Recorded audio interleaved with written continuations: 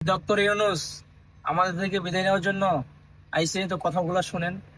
আসলে আমার অনেক কষ্ট হচ্ছে তার বিদায় বেলা। আজ আমি আপনাদের কাছ থেকে বিদায় নেবার জন্য উপস্থিত হয়েছি। আজ বিদায়ের দিনে 5ই আগস্টের কথা স্মরণ করে আপনাদের কিছু কথা বলবো। কি মহা মুক্তির দিন ছিল সেদিনটি, সে কি আনন্দের দিন। বাংলাদেশিরা দেশে বিদেশে যে যেখানে ছিল আনন্দে চোখের পানি ফেলেছিল।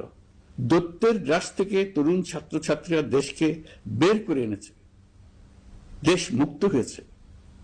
কিন্তু দেশ সম্পূর্ণ অচল। এই অচল দেশটিকে কিভাবে সচল করা যাবে সেটা ছিল সবার মনে। অভ্যুত্থানের ছাত্র নেতারা ঠিক করলো দেশকে সচল করার জন্য একটি সরকার লাগবে।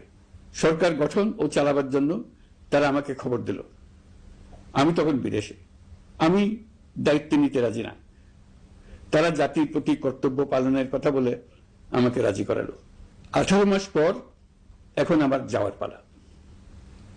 আমি আজ আমার কাজ হতে বিদায় নিতে আপনাদের সামনে এসেছি। আমাদের প্রথম কাজ ছিল দেশকে সচল করা। এটি ছিল সবচেয়ে কঠিন কাজ। যারা দেশকে লুটে পুটে খেত তারাই দেশের এই যন্ত্র চালাতো। তাদের একান্ত অনুগত লোকজন নিয়ে অভ্যুত্থানের সঙ্গে সঙ্গে সবাই পালিয়ে গেছে। বড় কর্তা পালিয়েছে, মাঝারি কর্তা পালিয়েছে, অন্যরা ভোল পাল্টিয়েছে অথবা আত্মগোপনে চলে গেছে। কেউ নানা জনের সুপারিশ নিয়ে আসছে, তারা অভ্যুত্থানের গোপন সৈনিক ইত্যাদি। সরকারের ভেতর যারা পালিয়ে যাননি তাদের মধ্যে কাকে বিশ্বাস করবেন, কাকে বিশ্বাস করবেন না, এটি মহাসংকট হয়ে দাঁড়ালো। যতই মৃতদেহের অঙ্গ প্রত্যঙ্গবিহীন দেহের সন্ধান আসছিল ততই তারা চিহ্নিত হচ্ছিল। সেই থেকে 18 মাস চলে গেছে। অবশেষে 12ই ফেব্রুয়ারি আসলো। 1.5 যুগ পরে দেশে একটি জাতীয় নির্বাচন এবং ব্যাপক সাংবিধানিক পরিবর্তনের জন্য সর্বসম্মত জুলাই সনদের উপর গণভোট অনুষ্ঠান হলো। এই নির্বাচনে উৎসব মুখর পরিবেশ, দেশের সর্বত্র একটা ঈদের পরিবেশ ছিল, যা আমাদের ইতিহাসে স্মরণীয় হয়ে থাকবে। এই প্রতিদ্বন্দ্বিতামূলক নির্বাচনে যারা জয়ী হয়েছেন তাদের আমি অভিনন্দন জানাচ্ছি। যারা পরাজিত হয়েছেন তাদেরকেও আমি অভিনন্দন জানাচ্ছি। হার জিতই হলো গণতন্ত্রের সৌন্দর্য। যারা জয়ী হয়েছেন তারা মোট ভোটের প্রায় অর্ধেক পেয়েছেন। যারা জয়ী হতে পারেননি তারাও মোট ভোটের অর্ধেক পেয়েছেন। যারা জয়ী হতে পারেননি তারা এই জেনে আশ্বস্ত হবেন যে প্রায় অর্ধেক ভোটার আপনাদের উপর আস্থা রেখেছে।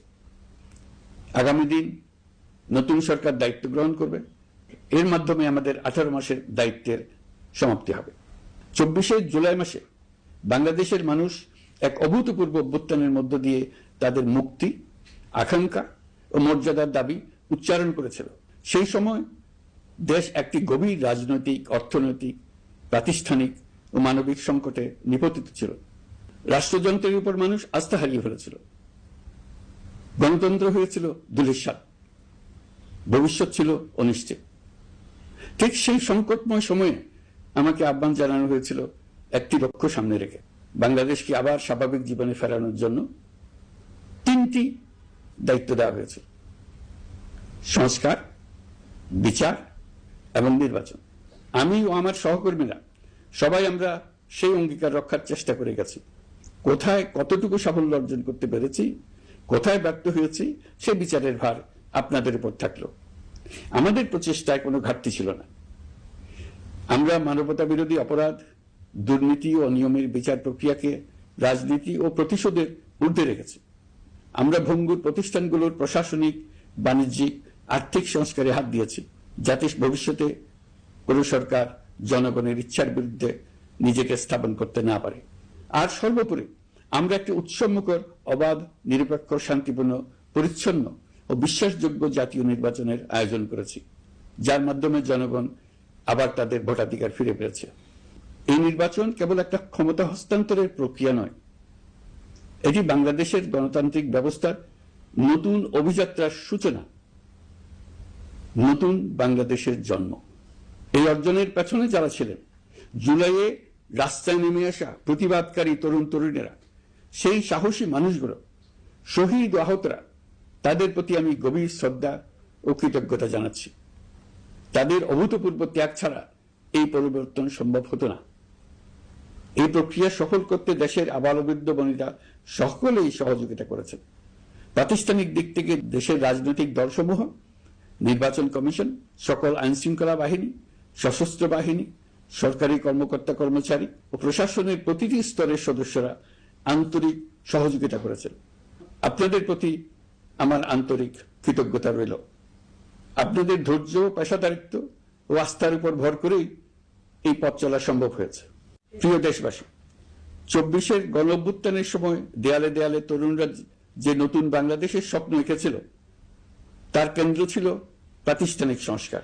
সেই প্রত্যাশা বাস্তবায়নে অন্তর্বর্তী সরকার প্রায় 130টি নতুন আইন ও সংশোধনী প্রণয়ন করেছে এবং প্রায় 600টি